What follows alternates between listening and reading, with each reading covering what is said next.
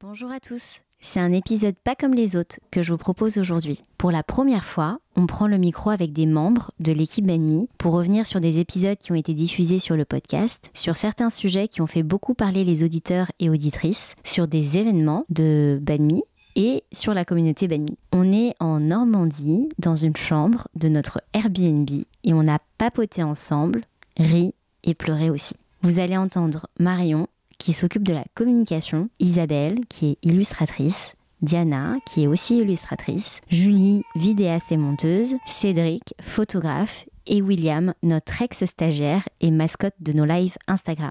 Je vous souhaite à toutes et à tous une très belle écoute.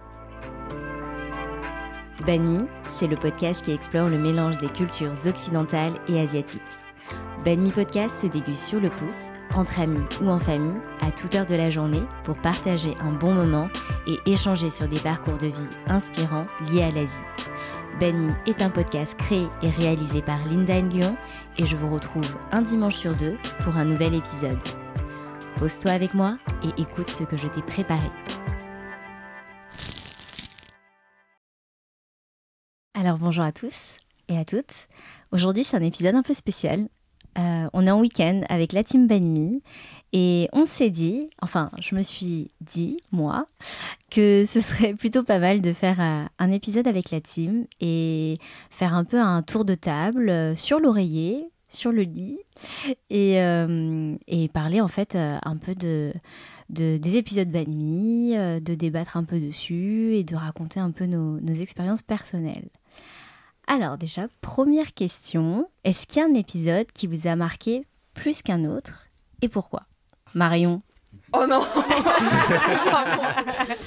on va laisser parler William, le monsieur du live. Ok, moi, un épisode qui m'a marqué plus que l'autre, ça va être celui de Asian Rocky, je pense, du fait qu'il soit autodidacte et j'ai beaucoup aimé la vidéo en soi et son histoire. Ensuite, je vais être honnête, je ne consomme pas trop de contenu Banmi. Oula, ça on va couper. Mais c'est l'une des vidéos que je regarde le plus, quoi. Et pourquoi t'as aimé spécialement le parcours d'Asian Rocky ? Parce que il a osé faire les choses. Est-ce qu'il y a d'autres personnes qui ont regardé cet épisode de podcast et qui l'ont aimé ? Cédric va parler.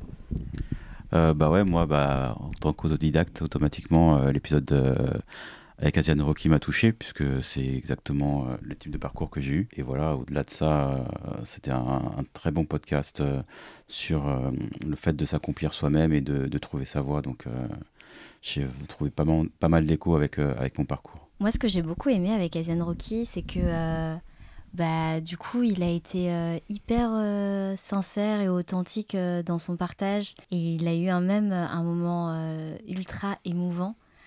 Quand il parle de sa mère, en fait, il a fait un documentaire, une web-série. Et en fait, son premier épisode, c'était sur sa mère. Et à un moment donné, je lui dis... sa mère dit dans ce documentaire « Je sais pas comment mes parents... m'ont laissé partir du Vietnam pour aller vers l'inconnu, parce que moi, votre mère, je vous aurais jamais laissé partir. J'aurais pas eu la force de vous laisser partir et de ne pas savoir où est-ce que vous atterrirez. Et il a filmé ce moment-là où elle est très émotive. Et lui-même, en fait, quand je lui reparle de cette phrase-là, il a la voix qui tremble et il me dit waouh, je vais pas pleurer et tout. Et en fait, je pense que c'est un moment où tout le monde a pleuré en fait. Ouais, c'était fort et beau. T'en as pensé quoi, Marion ? De cet épisode ? Ouais. Moi, j'ai beaucoup aimé son parcours déjà. Au-delà du fait d'être autodidacte, il a donné pas mal de conseils sur le fait de oser aller. Solliciter des personnes pour, entrer dans le milieu qu'il voulait entrer, prendre contact avec les gens qu'il admirait, avec qui il voulait travailler, et juste se créer des opportunités. Je crois que c'est le message que j'ai retenu. Je sais que Julie, elle était là pendant le tournage, et Julie, elle est derrière la caméra. Peut-être qu'elle veut dire un mot sur ce tournage. Comme Cédric, ça m'a beaucoup parlé le fait d'être autodidacte en fait. Comme moi-même je suis autodidacte et du coup forcément je pense que en fait quand j'ai écouté le podcast en live pendant le tournage, je me suis dit que tous les autodidactes du coup vont se reconnaître dedans et tout. Et en faisant le montage, j'avais trop les larmes aux yeux au moment ce passage-là dont tu parlais Linda avec sa mère. J'avais jamais écouté une histoire comme ça en fait.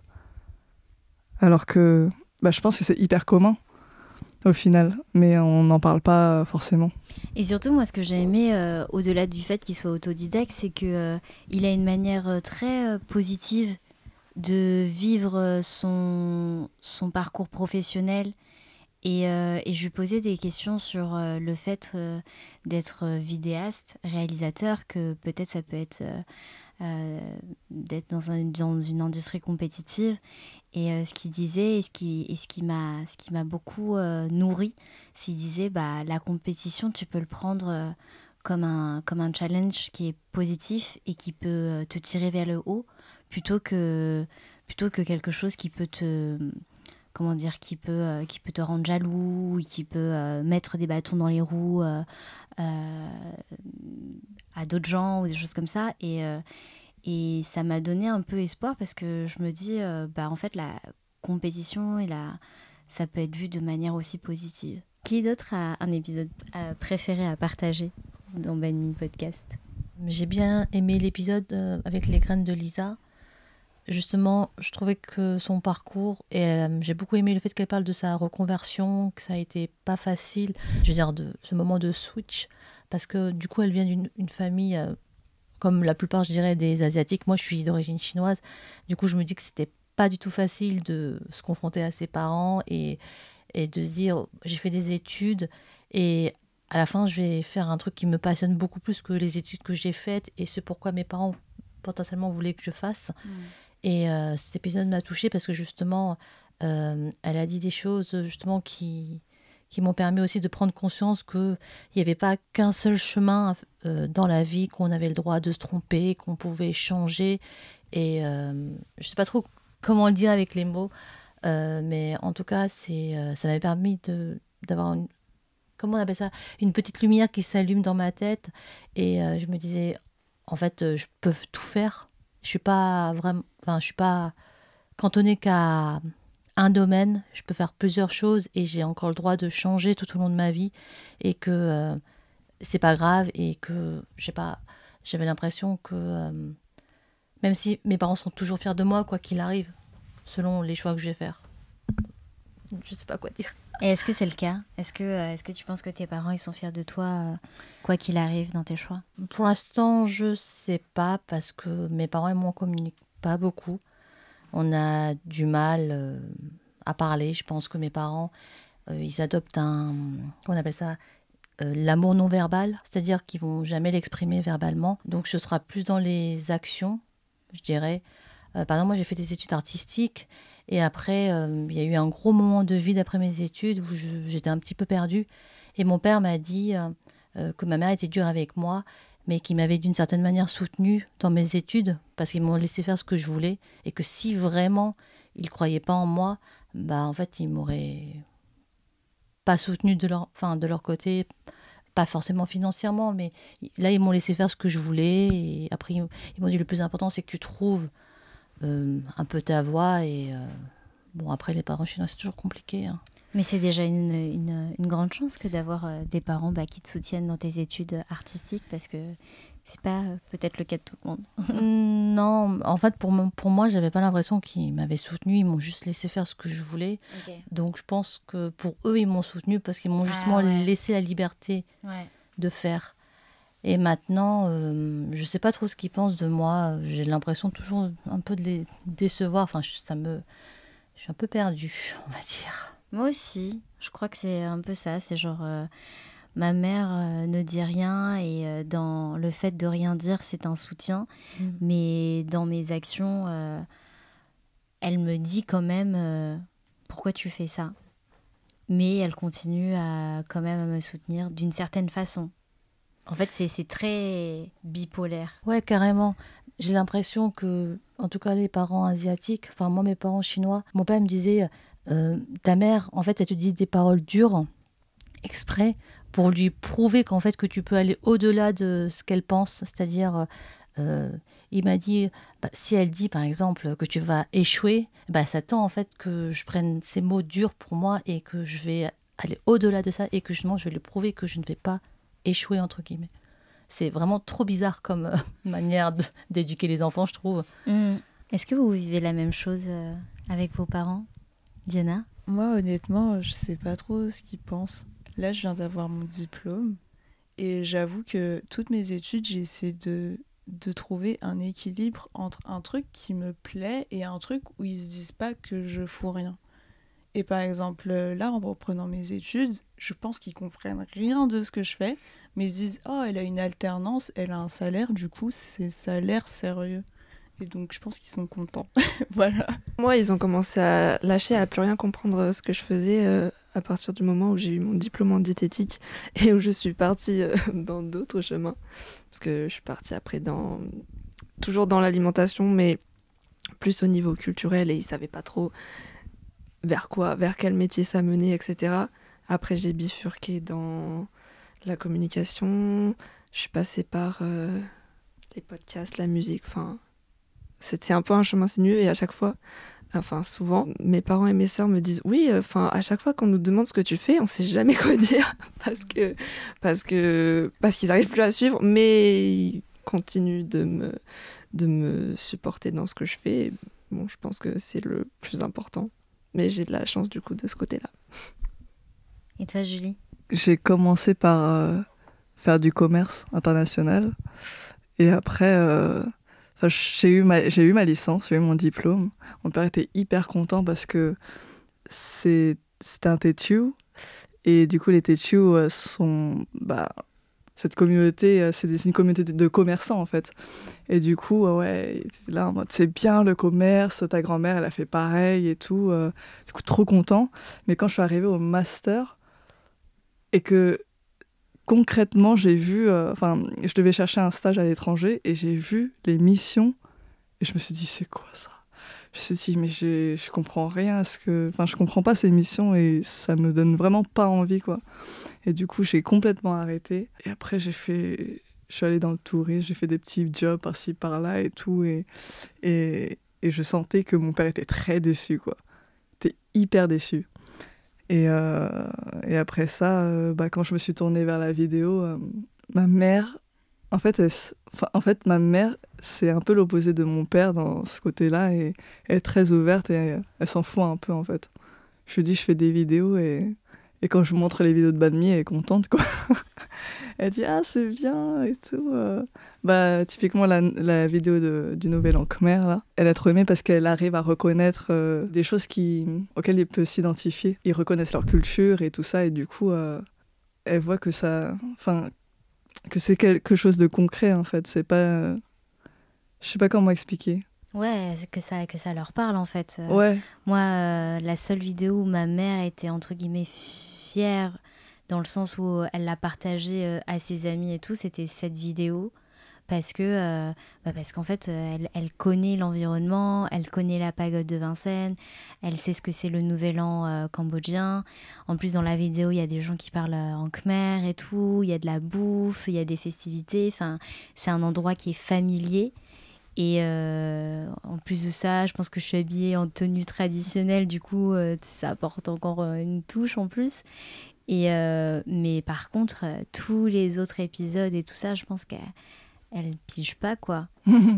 et encore cette semaine, je me suis embrouillée avec elle parce qu'elle me disait encore quand est-ce que t'arrêtes de faire ce que tu fais? Parce que là, ça fait 3 ans que tu fais ça. Et il n'y a rien qui se passe. Enfin, tu ne gagnes pas d'argent. Tu perds ton temps. Et du coup, je ne sais pas quoi dire.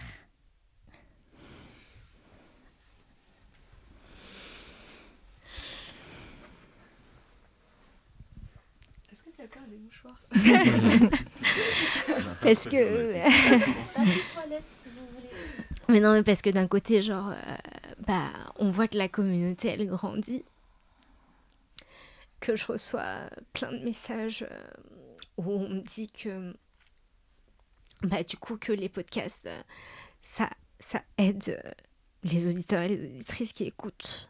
Parce que ça leur permet de poser des mots sur leur culture, ça leur permet d'avoir un écho sur leur rapport avec leurs parents, avec leur reconversion, avec en fait plein de choses de la vie de tous les jours. Et même si on gagne pas d'argent avec ce que je suis en train de faire. Mais d'un autre côté, il y a quelqu'un qui est déçu et qui ne comprend pas. Et j'ai l'impression qu'elle a honte que je fais ce que je fais. Donc du coup, c'est très bizarre.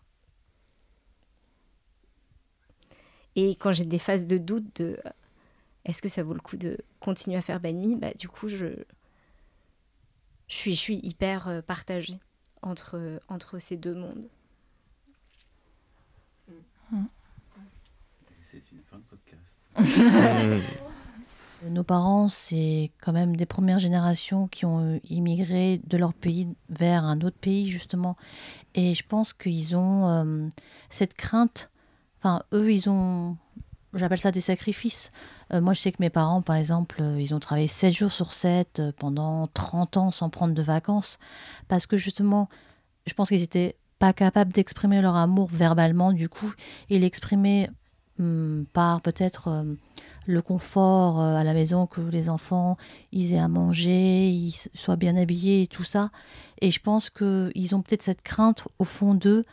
Ils veulent pas que leurs enfants en fait souffrent comme eux, ils ont pu souffrir. Enfin, en tout cas, des difficultés. Les parents, je pense qu'ils ont dans leur tête, ils pensent toujours savoir mieux ce qu'il y a de mieux pour leurs enfants.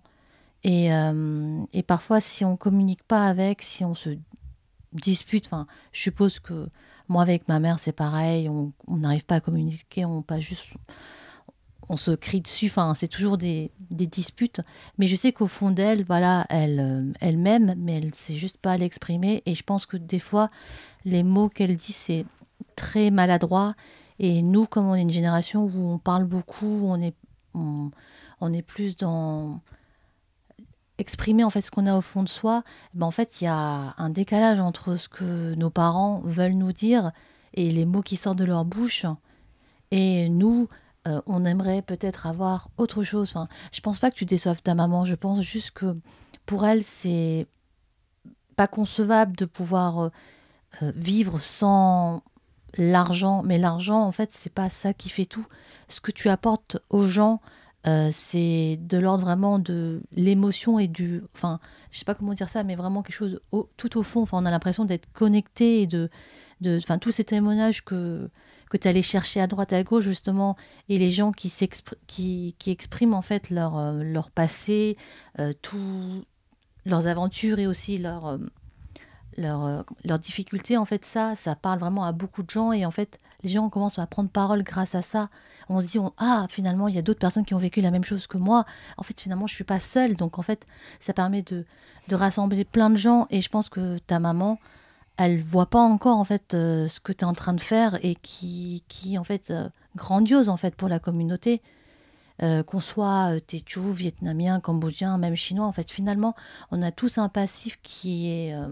je pense, lié à l'immigration et cette double culture qui fait qu'il y a un décalage entre la discussion, enfin, entre la génération de nos parents et notre génération aussi. Et c'est de trouver un pont, je ne sais pas comment, mais voilà, pour pouvoir échanger avec eux. Peut-être que ça se verra prochainement, tu sais. Je pense que nos parents, ils ont besoin de voir physiquement ce qui se passe, que ce soit lors des événements, peut-être les témoignages de gens de leur génération qui peuvent peut-être après expliquer ce que nous on fait. Mais je pense que c'est un peu un problème de privilégiés. C'est-à-dire que eux, ils sont arrivés, ils étaient en mode survie. Ils n'avaient pas d'autre choix que de travailler et gagner de l'argent pour en fait que leurs enfants grandissent, tout simplement, qu'ils aillent à l'école, qu'ils puissent se vêtir et tout ça, parce que eux, ils sont, enfin, en tout cas, les miens sont arrivés sans rien.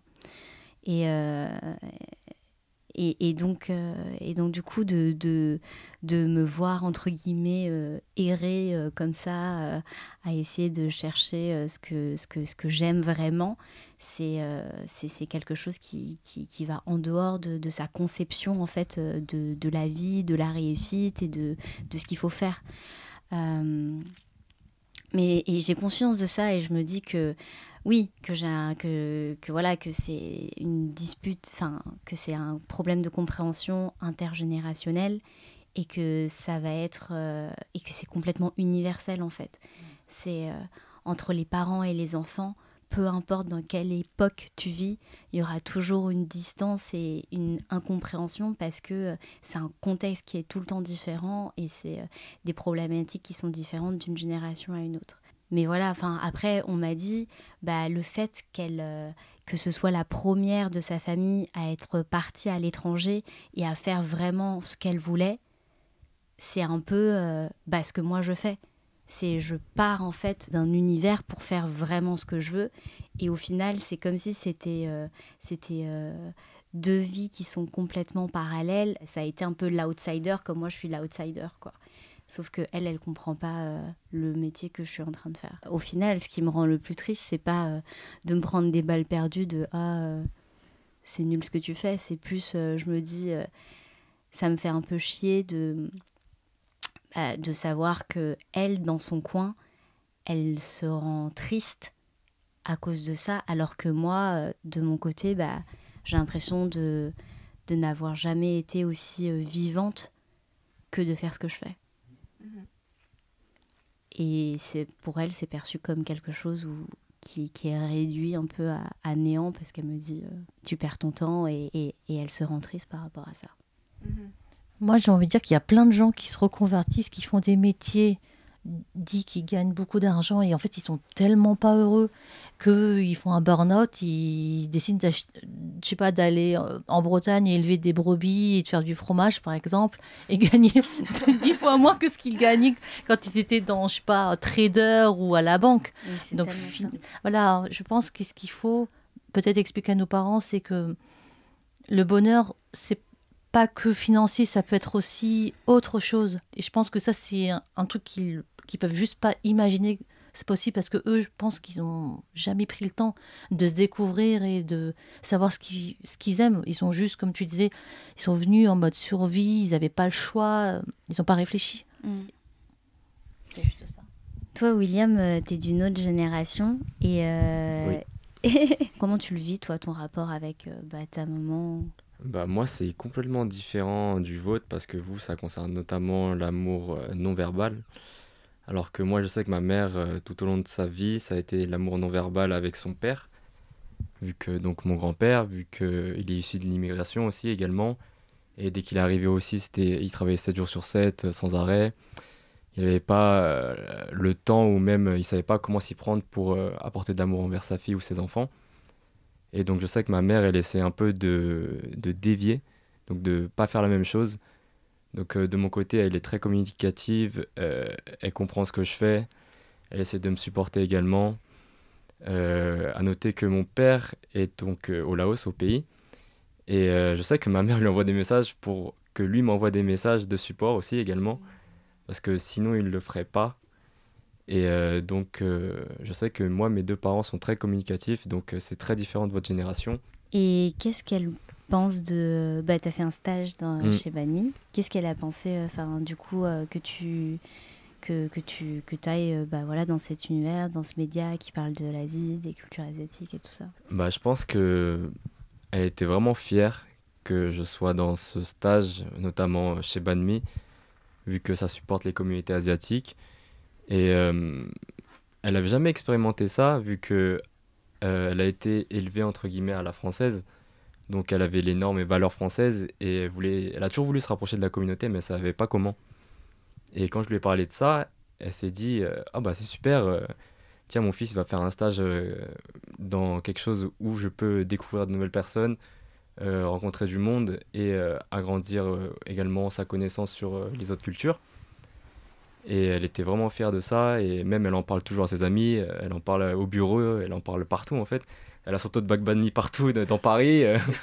Elle fait la promo de Bunny partout. Elle est plus à fond que moi, je le suis carrément. Ouais, elle est là vraiment à tous les events.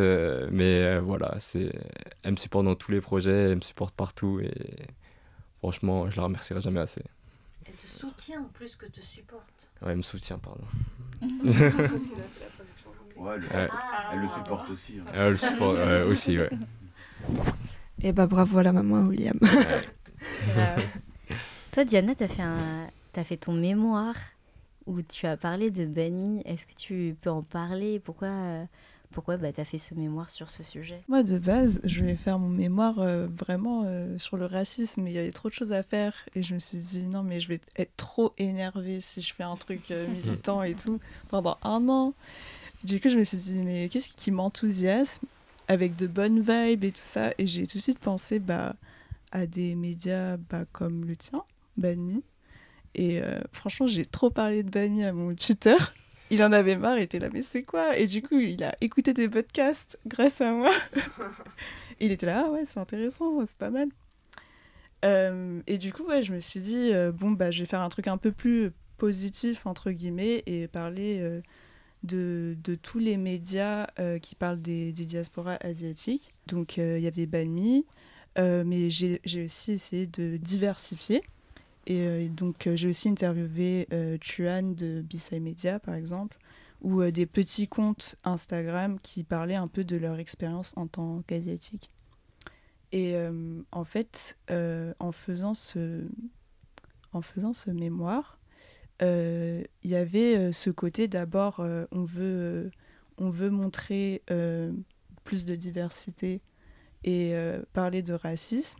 Et ensuite, je me suis rendu compte que les podcasts et tout ça, les vidéos, ça nous aidait aussi entre nous à discuter des sujets dont on parle là, tout ce qui est famille, reconversion, des trucs un peu plus personnels et moins sur comment les gens nous perçoivent nous, mais plus intimes. Qu'est-ce que du coup ton mémoire t'a apporté toi personnellement en faisant tes recherches et tout, et en l'occurrence, du coup, tu as écouté pas mal d'épisodes Banmi pour ton mémoire. Enfin, je sais pas, qu'est-ce que tu as pu apprendre, en fait, à travers toutes ces écoutes, à travers tes recherches, et voilà. En vrai, j'avais déjà écouté les épisodes avant de faire le mémoire. Et personnellement, je les écoutais... je crois que je travaillais à l'époque et je n'aimais pas ce que je faisais. Et c'est vraiment ça qui m'a donné envie de découvrir autre chose. Et c'est à cette époque-là que, du coup, je me suis réinscrite à la fac. Donc, voilà, je sais pas. Je trouve qu'il y a un lien. Et après, je pense que c'est un peu grâce aux mémoires qu'on a gardé contact, toi et moi, et que je suis dans l'asso maintenant, et que j'ai rencontré tout le monde. Du coup, personnellement, j'ai rencontré plein d'amis trop chouettes. Donc, je suis trop contente.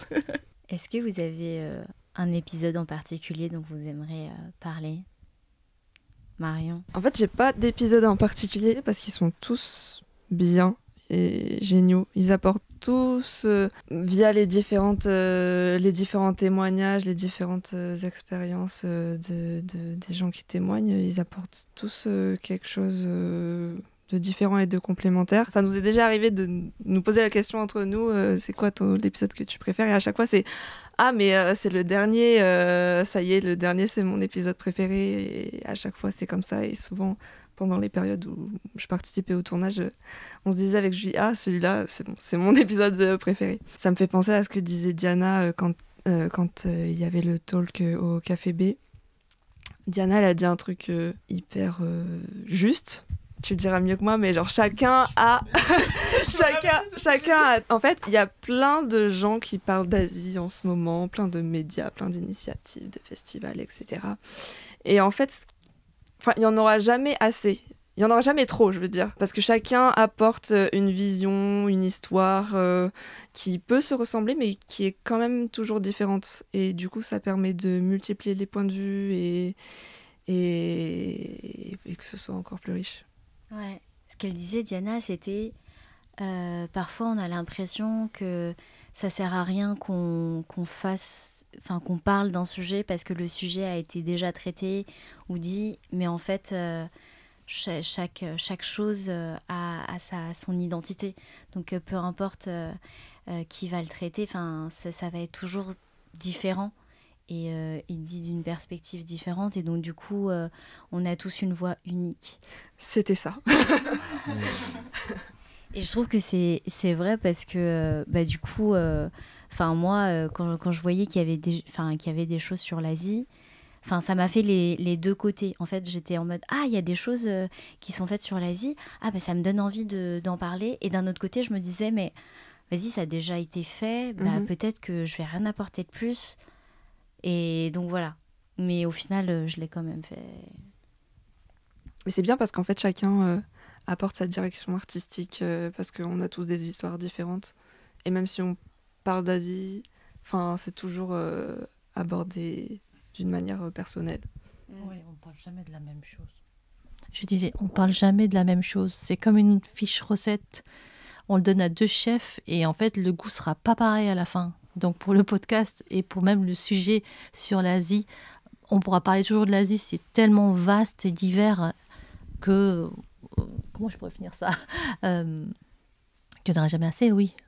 Toi, Cédric, tu le suis depuis le début. Comment t'as vu Banmi évoluer Bah ouais, moi je te suis depuis même l'avant Banmi, du coup. Je sais pas, je partirais de notre rencontre, du coup, parce que je suis arrivé à l'épisode de Candy, mais en fait on s'est contacté pour l'épisode de Thérèse. T'avais besoin de photos à l'époque. L'épisode de Thérèse, c'est l'épisode 2. Ouais, qui est l'un de mes épisodes préférés, mais parce que c'est Thérèse qui est une amie et qu'en plus, c'est le premier contact que j'ai eu vraiment avec toi grâce à cet épisode. Derrière arrive aussi l'épisode de Candy, le premier épisode qu'on a vraiment fait ensemble, où j'ai pu apporter ma touche de photo. Et moi, je t'ai vu... C'est grâce à Cédric qu'on a toutes les photos. Oh ouais, pas toutes. Il y en a que t'as fait derrière mon dos. Faut dire la vérité. Quand c'est moche, c'est pas moi. Non, bref, du coup, non, en fait, moi, quand je t'ai rencontré comme tu as commencé, en fait. C'est-à-dire, toi, pleine d'énergie, petit gabarit avec ton gros sac à dos et tes micros qui pesaient 1 tonne dedans. Et il n'y avait pas de vidéo encore à l'époque. Et moi, je te l'ai toujours dit, moi, je suis fan de format audio. Donc, j'adorais ce format-là et ce format un peu fait maison, pour le coup, avant l'arrivée, du coup, de Seb et son équipe et de la vidéo. Et c'est vrai que l'évolution, pour moi, c'est... je dirais que c'est aussi un peu toutes les rencontres qu'on a faites au fur et à mesure. Et des rencontres qu'on a faites, c'est toute la famille qui s'est agrandie. Et tout le soutien qu'il y a eu derrière, que ce soit des personnes qui font pas forcément partie de Banmi, mais même au sein de Banmi, l'équipe qui s'est agrandie, parce que même moi, quand je suis arrivé, il y avait déjà Marion et Mélodie, que je n'avais pas encore vues. Mais du coup, au fur et à mesure, ça a grandi, comme pour être aujourd'hui un petit séminaire d'été à 10 degrés, mais à 15 personnes. Tu vois, donc en fait, c'est l'évolution, je l'ai vu aussi par rapport au soutien et par rapport à la richesse qui nous entoure et des personnes qui nous entourent, qui ont apporté chacun leur pierre à l'édifice au fur et à mesure. Et cette connexion qu'on a aujourd'hui, quoi. Voilà. Et après, pour reparler de mes épisodes préférés, celui qui m'a le plus touché aussi, c'est évidemment celui de Maïwa, par rapport à la parentalité, puisque moi je suis père de 2 enfants et que automatiquement ça me touche. Et voilà, c'est l'un de ceux qui m'a le plus ému aussi. Mais il y en a plein, j'ai pleuré beaucoup avec toi. Pourquoi il t'a ému celui-là en particulier? Et sachez que c'est l'épisode le plus écouté de Banmi Podcast.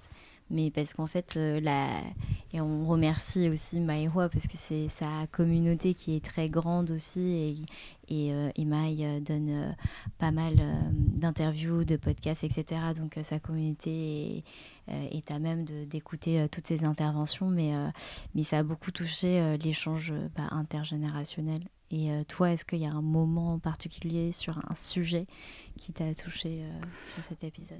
Plus qu'un moment, en fait. Du coup, c'est la totalité de l'épisode en général, mais c'est aussi le rapport qu'elle a avec ses enfants et ce qu'elle a réussi à créer avec ses enfants, avec sa fille surtout, qui est plus âgé que son fils, et cette complicité qu'il y a. Je t'avoue que moi, c'est ce que j'essaye de faire aussi de mon côté. Alors, c'est pas forcément évident, mais tu vois, par exemple, moi, j'ai eu la chance d'avoir une mère qui m'a toujours soutenu, qui a toujours été là pour moi, mais qui disait pas forcément je t'aime, tout simplement, parce que c'est pas un truc qu'elle a l'habitude de dire. Mais par contre, elle a toujours été là, elle m'a toujours soutenu à 300%, même des fois trop pour moi, parce qu'en tant qu'enfant, t'as pas forcément envie que tes parents soient toujours tout le temps sur ton dos. Et aujourd'hui, j'ai gardé des choses de ma mère pour l'éducation de mes enfants, et en même temps, j'essaye d'être différent, d'être moi, et d'apporter quelque chose de plus léger à mes enfants, d'être aussi plus complice avec eux. Je suis le premier, justement, à dire je t'aime à mes enfants, parce que je me dis demain, peut-être que je pourrais pas le dire. Et je le dis en général à toutes les personnes qui m'entourent. Et donc cet épisode, ouais, sa façon de percevoir les choses, malgré son éducation qui était différente, justement, et de réussir à créer vraiment une alchimie avec ses enfants, cette force qu'elle avait avec ses enfants, et cette complicité qu'elle avait avec Tam lors du podcast, ça m'a beaucoup touché. Voilà. Donc c'est pas un moment particulier, c'est vraiment cet échange qu'il y a eu vraiment, même entre elles deux, ça se voyait... Ça chambrait, ça chamaillait, ça rigolait, ça souriait, ça se corrigeait, c'est tout ça. Comme je l'ai vécu en direct, c'est tout ce qu'il y avait là-dessus. C'est marrant parce que tu parles du fait que les parents ne disent pas forcément je t'aime à leurs enfants, enfin en tout cas de la génération de sa mère à elle avec elle, et que maintenant qu'elle rompt un peu ce truc-là avec sa fille, puisque maintenant elle lui dit. C'est un sujet sur lequel on a discuté en fait du coup avec Denido. C'est l'épisode 38. Il y a un Reels qui est sorti sur Instagram et qui parle justement de ça, où il y a vraiment cette coupure-là, où il dit mes parents ne m'ont jamais dit je t'aime. Mon père ne m'a jamais dit Denis, je suis fière de toi. Mais est-ce que dire je t'aime à un enfant, c'est suffisant?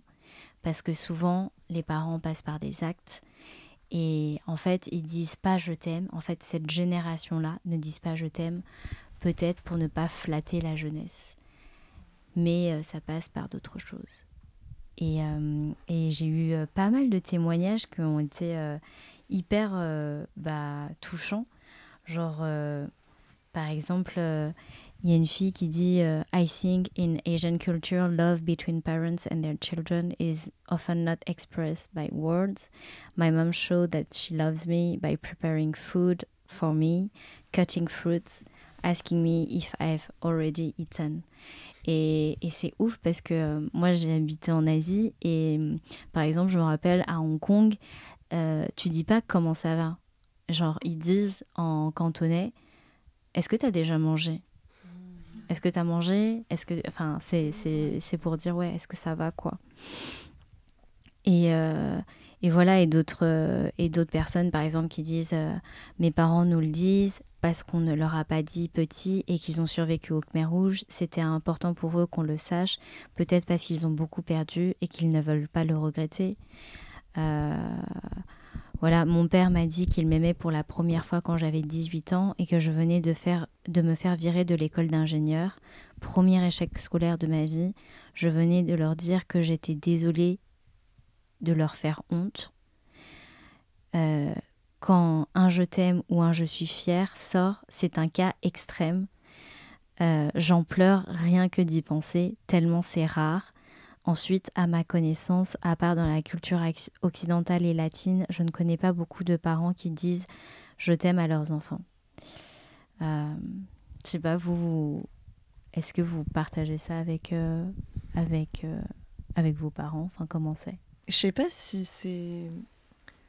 c'est vraiment propre à la culture asiatique. Je me rappelle un jour, j'ai fait un voyage en Thaïlande et au Cambodge avec mes parents. Et en Thaïlande, on a visité une amie de la famille. Et on rigolait, il y avait mon frère, mon grand frère, et mon père, et ma mère, elle était partie se reposer. À un moment, elle nous a dit, mais vous dites pas « je t'aime » à votre mère ? Alors que elle a vécu en Thaïlande et nous on était là, oh, non jamais, mais il faut lui dire je t'aime et tout ça. Et nous on était trop gênés en mode, mais ça c'est pas dans notre famille. Nous on préfère se chambrer et juste se vanner. Et c'est un peu ça notre langage d'amour. Mais jamais on dirait je t'aime maman quoi, ce serait trop bizarre.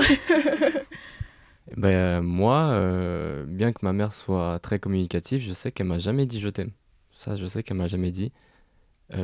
Par message peut-être, mais pas en vrai, parce qu'elle n'oserait jamais dire ça. Ni même mon père, il me dit jamais ça. Après, je sais pas si c'est par le fait qu'on soit asiatique ou non, parce que récemment, il y a un mois de cela, je suis parti en Amérique. Donc là-bas, j'ai vu ma famille américaine qui est laotienne. Donc c'est mix laotien-japonais. Et eux, ils disent tout le temps je t'aime, je t'aime, je t'aime. Enfin, ils prouvent leur amour en disant je t'aime et par des actes également. Mais en tout cas, de mon côté, je sais que le mot je t'aime est quasi inexistant.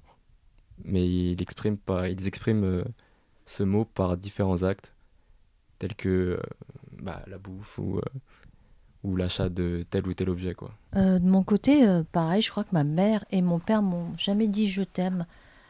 Peut-être juste lors des grosses disputes. En général, dans ma famille, c'est ma mère, elle parle beaucoup et elle crie, c'est elle qui porte la culotte, on va dire. Et le papa, souvent, il est en retrait un peu passif. Donc on a l'impression que lui, dès qu'il entend des cris, il s'en va. Mais lors de grosses disputes, par exemple, mon père, il est là un peu pour... comment on appelle ça ? Faire temporiser, voilà. Et là, je crois que j'ai jamais entendu mon père parler autant. Il me parlait de ma mère, de ce qu'elle ressentait. Enfin, voilà, il me disait, en fait, ta mère, elle t'aime.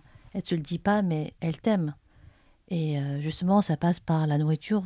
Le nombre de fois où je rentre du travail fatiguée et elle me prépare à manger, par exemple. Elle me dit, qu'est-ce que tu veux manger ? Tiens, je t'ai fait ça. Et c'est vrai que ça me fait plaisir. Et je vois pas forcément ça dans des familles occidentales, par exemple. C'est vrai qu'ils ont tendance à verbaliser le « je t'aime » ou poser des questions sur la journée. C'est plutôt... nous, ça se passe toujours autour du repas. À mon anniversaire, elle fait toujours des trucs que j'aime, alors que j'ai pas lui demandé, par exemple. Des fois, j'aimerais bien qu'on aille au resto, et puis elle fait genre un buffet pour 3 personnes, par exemple. Et moi, ça me touche parce que je me dis, elle a pensé à moi ce jour-là. Les autres jours, elle peut me crier dessus, mais pas le jour de mon anniversaire, par exemple. Et voilà, donc du coup, ouais, le je t'aime, je pense que c'est pas un mot qu'ils connaissent. Enfin, je pense que ça n'a pas la même saveur qu'en Occident, et c'est pas forcément propre à la communauté asiatique. J'ai une amie qui est comorienne, et donc du coup elle est musulmane, et pareil, elle aussi en fait, elle vit aussi, j'ai l'impression qu'on vit la même vie alors qu'on a des familles différentes et on est de nationalités différentes, mais de son côté c'est pareil. Donc je pense que le je t'aime, c'est vraiment peut-être propre juste à peut-être l'Europe, je sais pas. Verbaliser en tout cas ce qu'on ressent avec les mots, c'est très compliqué pour nos familles. Moi, je suis métisse, donc j'ai un côté vietnamien par mon père et portugais par ma mère. Donc j'ai un peu deux visions. De ce que je vois, j'ai l'impression que du côté asiatique, on est moins expressif. Et quand je prends l'exemple de mes cousins avec leur famille, c'est un peu le cas de leur côté. Et quand je me tourne du côté plutôt occidental, j'ai des tantes avec mes cousines qui sont plutôt câlines et tout. Et nous, dans notre famille, on se le dit pas tous les jours, mais ça arrive. Et après, ça passe par d'autres choses qu'on a évoquées, je sais pas, faire à manger, ce genre il y a d'autres manières d'exprimer son affection pour sa famille. Et je trouve que c'est pas moins noble, même si ça fait du bien de l'entendre. Ouais, il faut juste savoir le décrypter parce qu'à un jeune âge, on comprend pas en fait. C'est juste quand on est adulte et à force d'échanger avec d'autres gens, on comprend en fait que c'est de l'amour non verbal, mais justement qu'ils nous aiment malgré le fait qu'ils l'expriment pas en fait. Ouais, je me rappelle une fois où ma mère, du coup, en voyant sa sœur et ses filles qui étaient très câlines et tout, qui nous a dit à nous, nous on se fait pas de câlins comme ça. Je vous dis pas assez que je vous aime. Et après, je lui dis, mais je le sais déjà, et tu nous le prouves par d'autres moyens. Faire à manger, s'occuper de nous, tout ça, quoi. Moi, une fois, j'ai dit à ma sœur que je l'aimais et je l'adorais. Elle m'a dit, elle m'a regardé trop bizarre en disant, qu'est-ce que t'es en train de faire là? Ah, ça me donne des frissons, arrête. Et j'ai dit, mais je t'aime. Et elle me dit, arrête. Voilà, donc...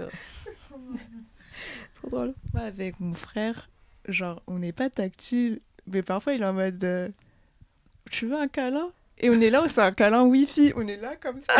Wi-Fi. C'est quoi? Ok. Genre Wi-Fi, vous touchez pas. Une distance de sécurité. Non, moi j'avais une question du coup, Linda.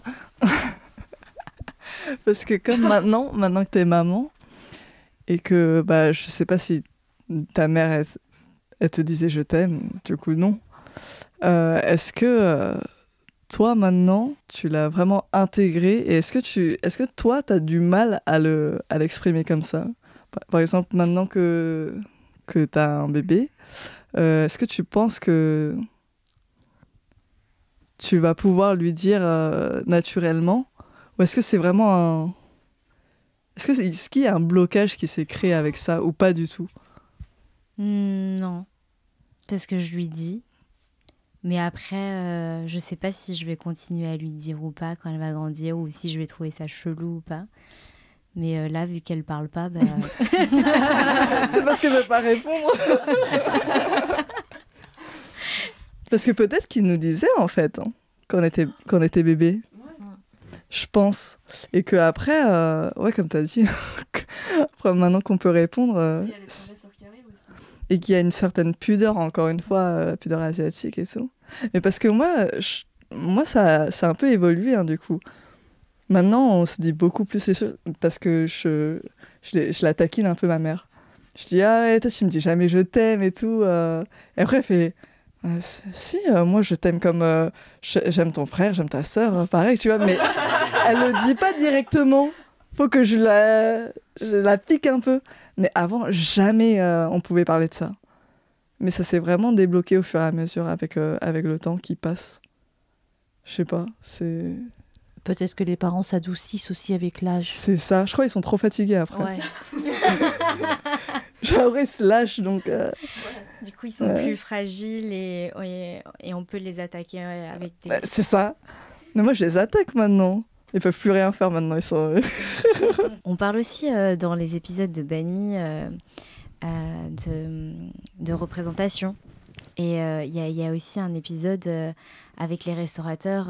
J'avais invité Vincent Bocara du Goku Asian Canteen, Adrien de Mao Dumpling Bar et Émilie de Banoï, parce qu'en fait en 2021 ils avaient créé un t-shirt qui s'appelait Love Our People Like You Love Our Food, pour en fait pointer du doigt le racisme anti-asiatique qui a été amplifié durant la crise sanitaire. Banmi, c'est pas juste traiter du racisme anti-asiatique, mais on l'aborde quand on en parle en fait dans les discussions.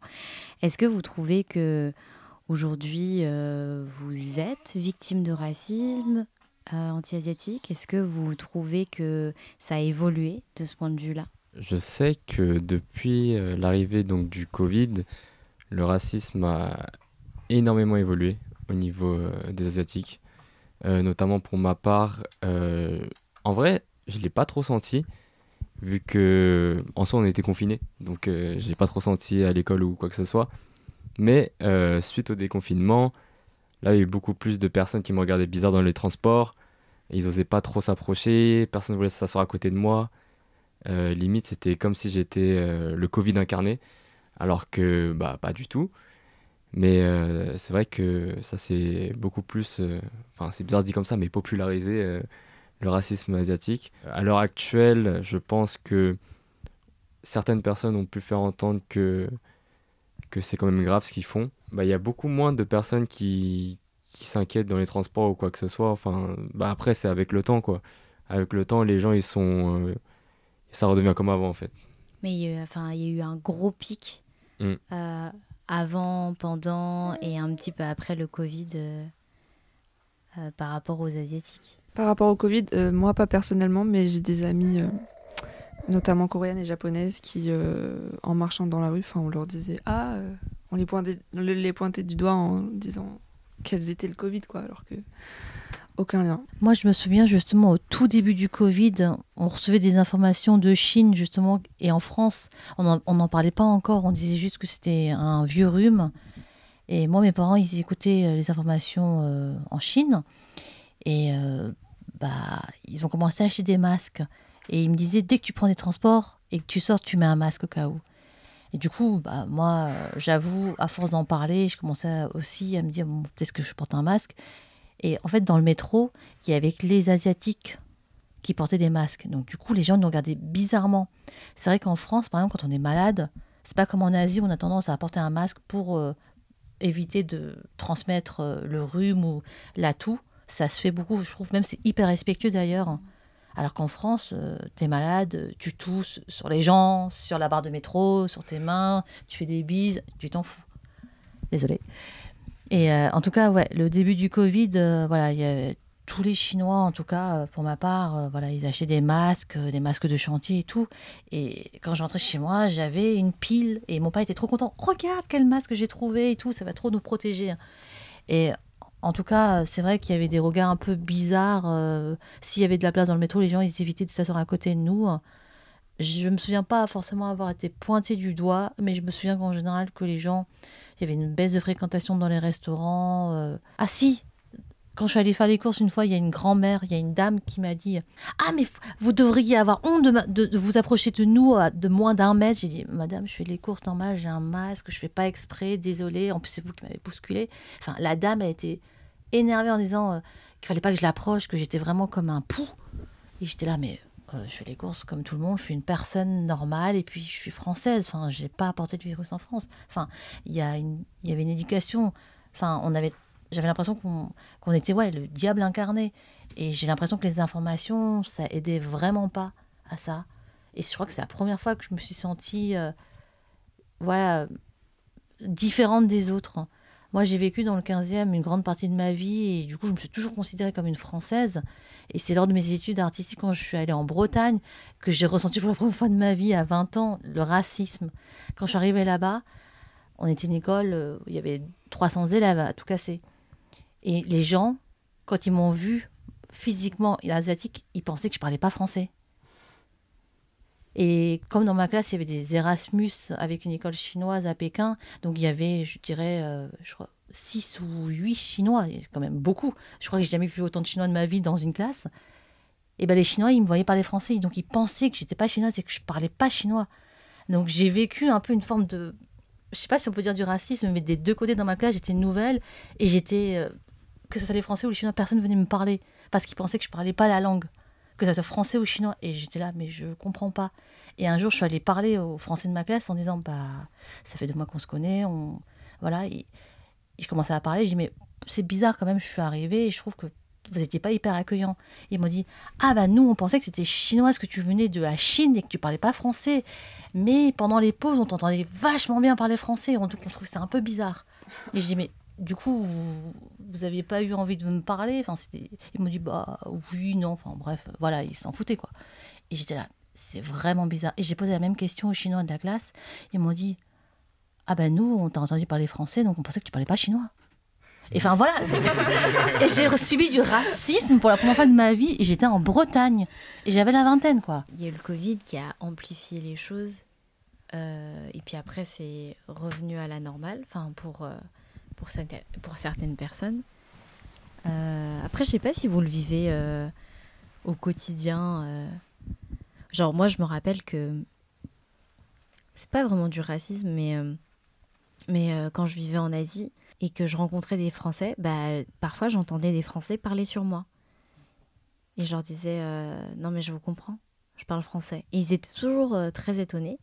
Après c'est normal, j'ai un visage asiatique, je suis en Asie, eux ils sont français, ils ont un visage blanc français. Et après ils me disent ah ouais t'es française et tout. Et ça vient pas naturellement en fait. C'est comme si c'était toujours surprenant. De voir quelqu'un d'asiatique qui soit française. Mais voilà. Après, je sais pas si j'ai vécu... je pense pas me rappeler avoir vécu des choses liées au racisme. Ou peut-être, tu vois, genre de dire... qu'on me dise « Ah, tu viens d'où ?» et que moi je dise je viens du Vietnam et du Cambodge et qu'on me dise ah oui, moi j'ai été en Thaïlande.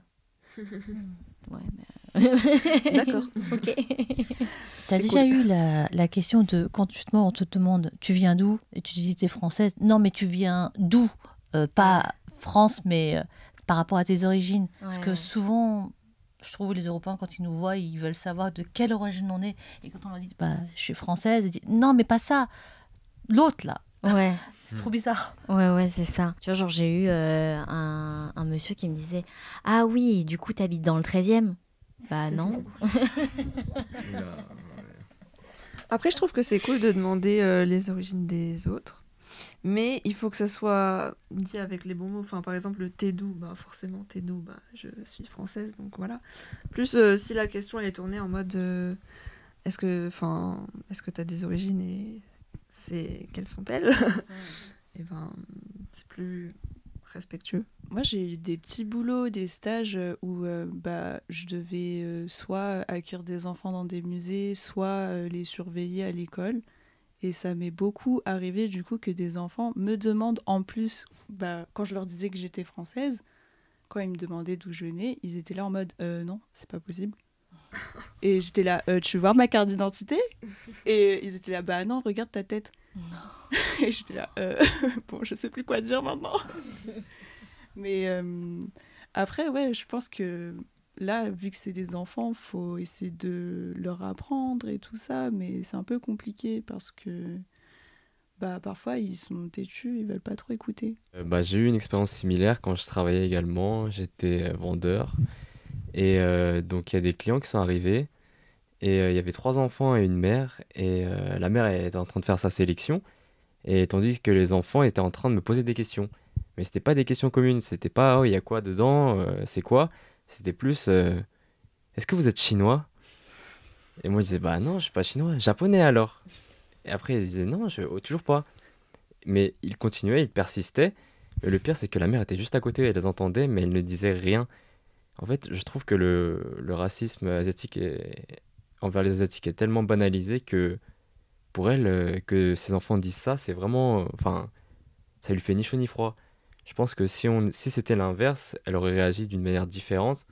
Mais du fait qu'on soit asiatique, c'est vraiment... Il y a tout qui change en fait. Ce jour-là, j'étais vraiment outré, choqué. Voilà. Pour eux, c'est gentil en fait, ce genre de questionnement. C'est juste de la curiosité. Alors que je pense que pour une autre ethnie, si on avait demandé, je sais pas, un noir par exemple, si c'est un antillais et si on pense que c'est, je sais pas, un africain, ils vont le prendre peut-être tout de suite mal. Enfin, je sais qu'il y a le racisme envers les personnes de couleur est beaucoup plus forte et du coup moins banalisé aussi. Et maintenant, on fait vraiment attention avec les mots qu'on emploie. Et en tout cas, pour le racisme envers les Asiatiques, c'est encore très passif parce qu'en fait, ils sont pas habitués à ce que la communauté réagisse. Moi, mes parents m'ont toujours dit laisse parler, dis rien, ça va juste envenimer les choses. Laisse-les dire ce qu'ils veulent. Après, comme ça, ils te laissent tranquille. Cherche pas les problèmes. Je pense que, en vrai, c'est un manque de connaissance de nos cultures. En fait, et c'est ça où là, j'ai envie de mettre le doigt et l'existence de Banmi Podcast, de Banmi Media et tout ça, c'est que justement, l'espace médiatique français ne proposait pas de voir des Asiatiques ou parler d'Asie, parler de culture asiatique, parler de Français d'origine asiatique qui sont là, qui sont en France, d'avoir des success stories qui parlent de personnes qui ont percé, réussi artistiquement, je sais pas, professionnellement, personnellement, enfin, et donc du coup c'est pour ça qu'il y a une méconnaissance en fait de l'Asie et que peut-être ce grand continent on fait l'amalgame et on pense que c'est soit la Chine ou soit le Japon, alors qu'en fait, il y a plein de choses à dire dessus. Julie, toi, est-ce que tu veux parler de ça? Est-ce que tu as quelque chose à dire Déjà, la question « tu viens d'où ?» j'en ai parlé à une amie il n'y a pas très longtemps, et elle, une amie asiatique, et elle voyait pas le problème à ça, parce qu'elle le prenait pas pareil, parce qu'elle-même, elle pose souvent cette question à des personnes de couleur. Et elle voit pas le problème, mais je pense que c'est... En fait, ouais, ça dépend du contexte et ça dépend de l'intention. Enfin, si tu dis tu viens d'où, mais qu'après la conversation s'arrête, mais c'est quoi l'intérêt en fait? C'est vraiment une curiosité, je sais pas, déplacée. Enfin, je continue à essayer de comprendre le mécanisme qui se passe dans la tête de ces personnes qui se posent cette question. C'est comme les personnes qui ne peuvent pas s'empêcher de nous dire ni hao quand ils nous voient. Et j'essaye encore de comprendre. Des fois, il y a des moments où j'essaie juste d'ignorer, et des moments où ça me met vraiment en colère, et des moments où je réponds. Ça dépend du jour, en fait. On peut pas toujours avoir la réaction qu'on veut avoir. Mais ouais, je me demande toujours, en fait. Et c'est vraiment un mystère. Et je sais pas s'il y a des études qui ont été faites dessus, mais vraiment, ça m'intéresse de savoir pourquoi. Et cette amie-là, qui travaille dans un milieu... en fait, elle aide des femmes en difficulté à se réinsérer dans la vie, qui ont des vraiment gros problèmes mentaux et tout ça. Elle discutait avec une des résidentes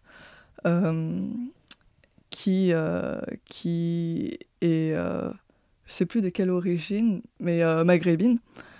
Et c'est une personne qui disait tout le temps ni hao à une autre résidente. Et du coup, elle lui a demandé pourquoi tu dis ça, enfin, pourquoi vous dites ça, pourquoi vous dites ni hao et tout. Et elle voyait vraiment pas le problème. Elle dit bah vous, les Asiatiques, vous avez la même morphologie, vous êtes rapide, elle a dit. vous marchez vite, bah, vous avez les yeux comme ça, vous êtes très fin, vous avez... En fait, elle associait vraiment ces personnes-là, enfin, elle mettait tout dans le même panier, et elle voyait pas le problème à dire ni hao. Et mon amie essayait vraiment d'expliquer que, par exemple, on va pas nous confondre, enfin, on va pas dire salam alaikum à un kabyle, par exemple, parce que voilà, ils parlent pas la même langue et tout ça. Dans la tête de cette dame, ça, elle comprenait sans comprendre en fait. Elle disait ah oui, c'est vrai, mais non, c'est pas la même chose et tout. Et elle disait bah alors pourquoi vous dites ni hao à toutes ces personnes? Et après elle redisait la même chose. En fait, ça et c'est comme ça, et j'ai l'impression que, enfin, je sais pas si ça peut changer dans la tête de certaines personnes. On a beau expliquer avec des exemples concrets qui peuvent s'appliquer à ces personnes-là, et je sais pas, c'est vraiment un mystère de la vie, quoi, et qu'on vit au quotidien, parce que vraiment, moi, ça m'arrive tous les mois, quoi. Une fois par mois, au moins, je vis ça. C'est très pesant à force. Je pense que ouais, quand on est ado ou quoi, enfin, en tout cas pour ma part, je disais rien, mais plus j'avance avec l'âge et tout, et moins j'ai de patience, en fait. Je deviens de plus en plus impatiente et plus en plus impulsive. Alors que, enfin, je pense qu'il y a des gens, ça fait le contraire, et qui, au bout d'un moment, bon, c'est pas grave, on s'en fout, quoi. Mais je sais pas, j'arrive plus, en fait. Genre, des fois, il y a des moments où je sature, quoi. En mode, c'est bon, je sais que j'ai cette tête, genre, pas besoin de me rappeler, tu vois. C'est pesant au quotidien. Je pense que ouais, c'est devenu comme un truc. Je sais pas si c'est comme un gimmick ou comme une blague, ou je sais pas. Tu vois, genre tu vois un asiatique et direct c'est ni hao. Enfin, parce que je sais pas, peut-être que c'est facile à dire, peut-être que tu vois, genre ils l'ont tellement entendu eux-mêmes, d'autres le dire, que du coup ils le disent par automatisme. Et peut-être qu'il y a vraiment des gens qui pensent qu'on est tous chinois. Non mais c'est vrai. Enfin, tu sais, Dans une ancienne entreprise où j'étais, ouais, j'avais entendu une collègue qui disait, parce qu'elle regardait des séries coréennes, elle disait que oui, en gros, tous les Asiatiques étaient les mêmes. Et oui, je pense qu'il y a des gens qui font vraiment pas la différence, mais je pense que c'est aussi par flemme intellectuelle. Alors après, je sais pas pourquoi, parce que elle avait plutôt un statut cadre, ingénieur, et ça me met d'ailleurs surprise qu'une personne qui avait reçu autant d'éducation puisse penser ça, mais j'ai pas d'explication. Mais ouais. Il y a des gens qui pensent vraiment que tous les Asiatiques sont les mêmes. Mais c'est... Attends. Non. En fait, c'est trop bizarre parce que T'as dit que la personne, bah, de une, elle est cadre et tout, donc elle a une bonne éducation. Et de plus, elle regarde des séries coréennes. Ouais. Sachant que elle connaît les séries coréennes, elle sait qu'ils parlent en coréen, elle sait que c'est coréen, mais pour elle, les Asiatiques, c'est tous les mêmes. Ça, c'est incompréhensible pour moi. Ouais, Je peux pas comprendre comment elle peut croire que c'est tous les mêmes, alors que pour moi, les gens qui pensent ça, c'est ceux qui regardent pas ou qui s'intéressent même pas. Mais là, elle s'intéresse un minimum. Ouais, je sais plus si elle en regardait peu ou si... Mais en tout cas, on parlait de séries coréennes. Mais maintenant que tu le dis, je sais plus si elle regardait vraiment, mais on parlait de séries coréennes, en tout cas. Moi, je pense aussi que s'ils nous disent ni hao comme ça, c'est aussi peut-être comme une forme de, je sais pas si on peut dire ça, de moquerie. C'est-à-dire, on est en France, ils pourraient juste nous dire bonjour. Enfin, on parle tous la même langue et si on est là, c'est qu'on parle, on sait au moins dire bonjour et merci. Donc, à la fin, est-ce que c'est voilà, une forme de moquerie pour voir si on va réagir ou pas? Parce qu'ils sont tellement habitués à ce qu'on dise rien et qu'on laisse passer. Moi, j'ai juste l'impression ouais, c'est devenu, comme tu disais, une habitude, en fait. Ils sont pas habitués à voir des Asiatiques se révolter, parler, dire... Enfin, simplement de leur apprendre qu'en fait, c'est juste malpoli ce qu'ils sont en train de faire. Enfin, je trouve... moi, je supporterais pas qu'on me dise ni hao, je veux dire bonjour. Et après, il me dit, bah, quoi? S'il me dit ça, je dis, bah, pourquoi vous me dites ni hao? Enfin, je parle français, je suis en France. Et après, ça va partir dans des débats interminables. Enfin, c'est pour ça, je pense que... Enfin, je sais même pas pourquoi je commençais à dire ça, mais... J'avais juste envie de dire que pour moi, c'est de la moquerie, en fait, ça. C'est pas de la bienveillance de nous parler dans une autre langue alors qu'on est sur le sol français. Et que la France, c'est quand même beaucoup de différents peuples mélangés. Enfin, désolé, l'équipe de France, par exemple. C'est l'équipe de France, mais il n'y a pas beaucoup de caucasiens dedans. Mais c'est pour ça qu'à l'étranger, ils ont du mal à imaginer en fait des visages asiatiques, et notamment par rapport à l'équipe de France, parce que ils voient des blancs, des noirs, des arabes, mais ils voient pas d'asiatiques.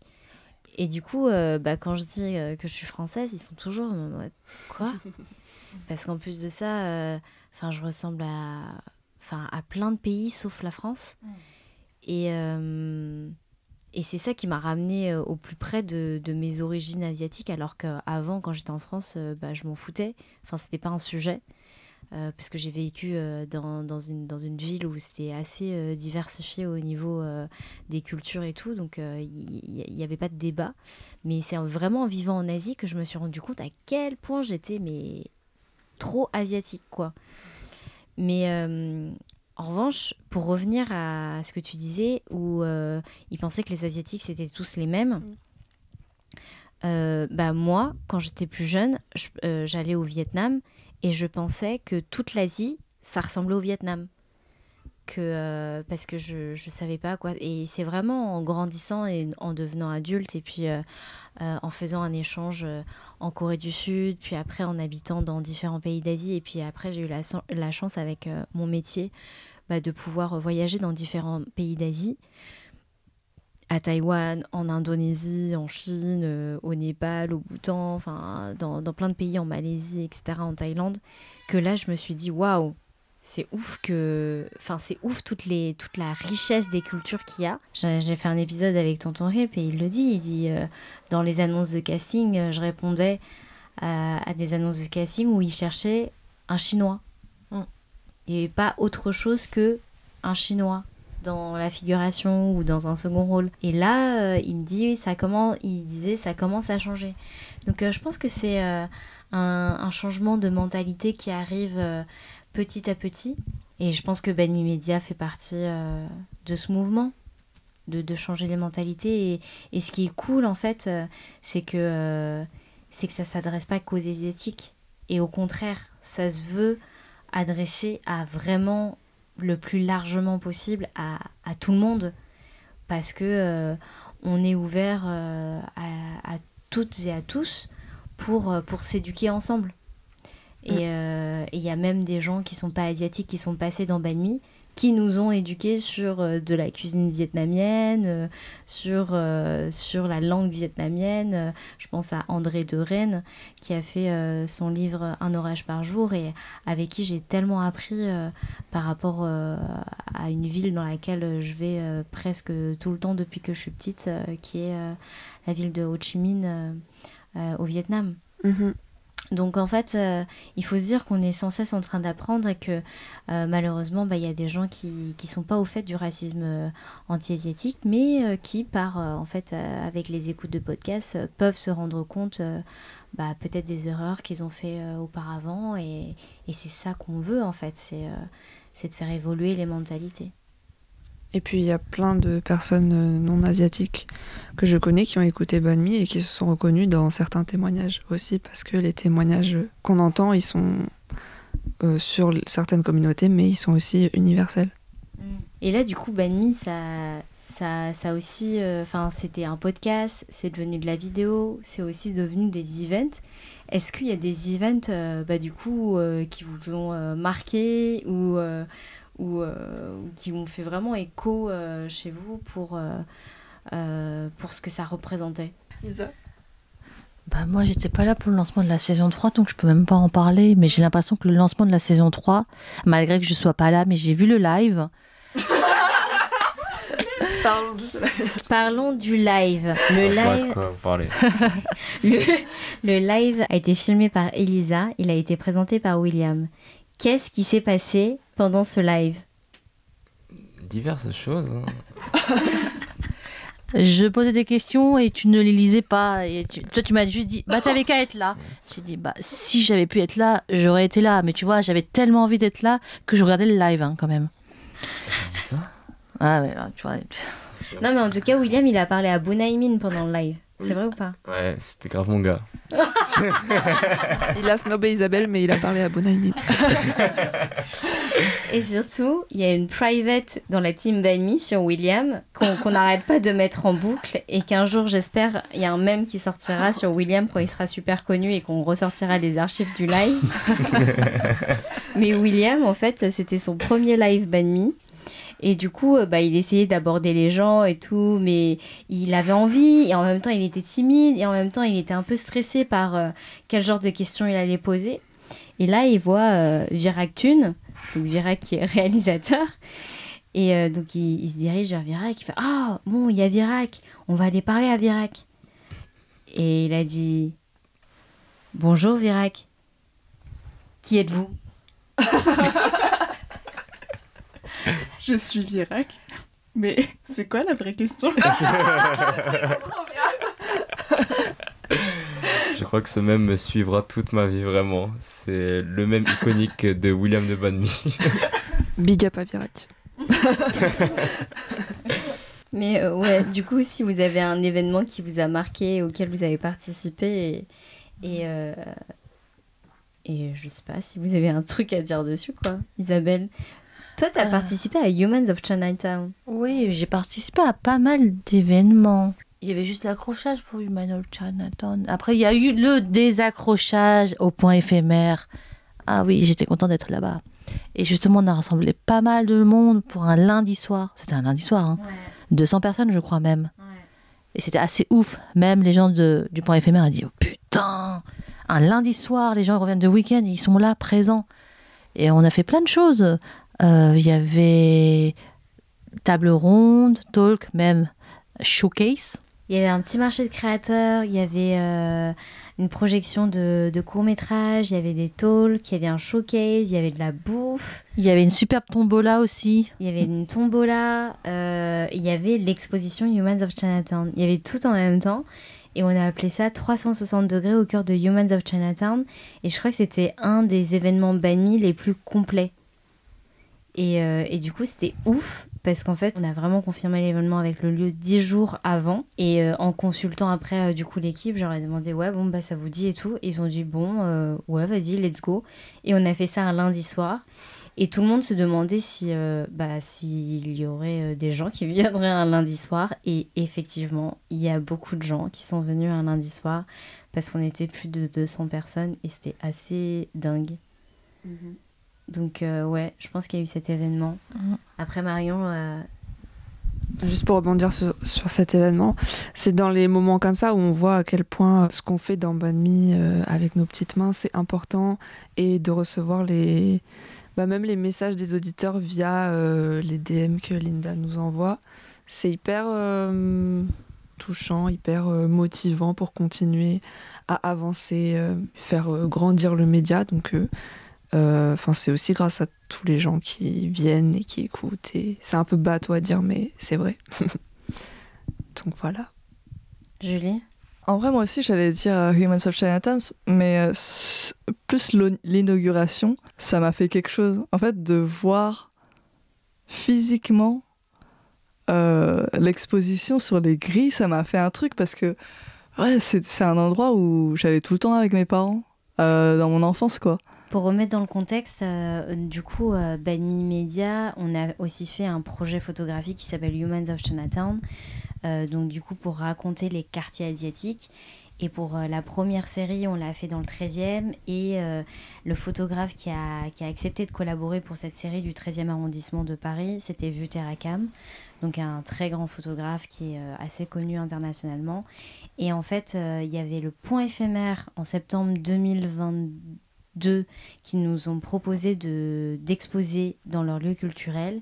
Et comme la série a été faite dans le 13e, j'ai parlé à un élu du 13e en lui disant « Bon, écoute, il y a déjà un lieu culturel qui veut nous exposer. Vous ne nous avez pas encore proposé, la mairie du 13e. Il faut absolument qu'on expose dans le 13e avant de le faire autre part, parce que c'est là qu'il y a du sens. » Et donc du coup on a mis en route cette machine pour produire cette exposition, du coup avec toute l'équipe, tout le monde y a participé, et cette exposition c'est 20 portraits donc photographiques plus comment dire le parcours ou un extrait d'interview de la personne photographiée, et une capsule audio de cette interview.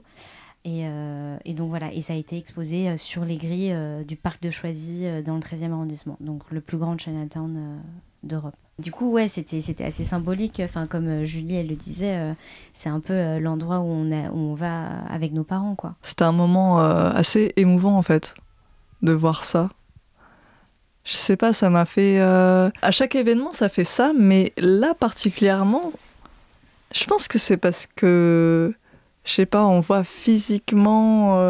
ça se matérialise. C'est un peu comme quand on a vu notre stand à la première édition de Asian Street Food Festival, notre stand avec toutes les pancartes Banh Mi et tout ça, avec toutes les illustrations, tout ça, et toute l'équipe, parce qu'on n'est pas souvent au complet. Ça fait quelque chose. Les événements, c'est super important. Enfin, c'est bien l'audio et la vidéo et tout, mais on parle d'échanges.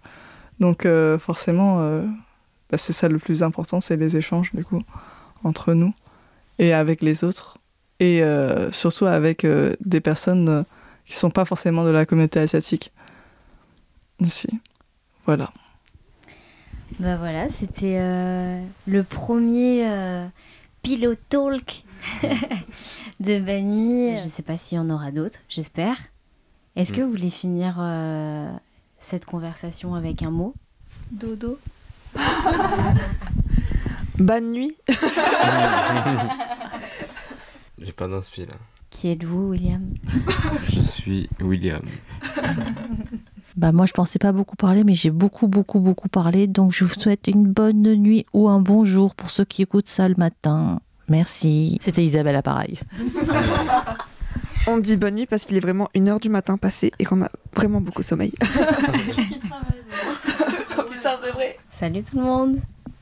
Ciao ciao. J'espère que vous avez aimé cet épisode avec la team Banh Mi. J'ai eu vraiment à cœur de partager ensemble ces mots et ce moment qu'on a pu avoir durant ce week-end et déposer nos mots sur cette aventure BenMe avec les membres de l'équipe depuis 2021 jusqu'à aujourd'hui. Donc merci à Marion, Isabelle, Diana, Julie, William, Cédric d'avoir accepté de faire ce premier épisode de Pillow Talk ensemble jusqu'à 1h du matin pour continuer à soutenir BenMe et continuer à le faire vivre. Partagez, commentez sur YouTube, mettez des étoiles sur Spotify, Apple Podcasts, Deezer ou sur vos plateformes de podcasts préférées. Et si vous voulez rejoindre la BenMe Community, adhérez à l'association sur www.ban-me.co pour participer et soutenir le projet BenMe. Rencontrer, échanger et prolonger l'expérience avec BenMe Community avec un accès au salon Discord. Et troisièmement, profiter davantage des bons plans avec des partenaires BenMe. Vos contributions nous permettent de faire vivre et soutenir l'association, de continuer à créer, réaliser et produire des contenus audio et vidéo. Le lien pour devenir adhérent ou adhérente et contribuer à l'association est dans la description. À très bientôt pour les prochains épisodes de la saison 3 de BenMe.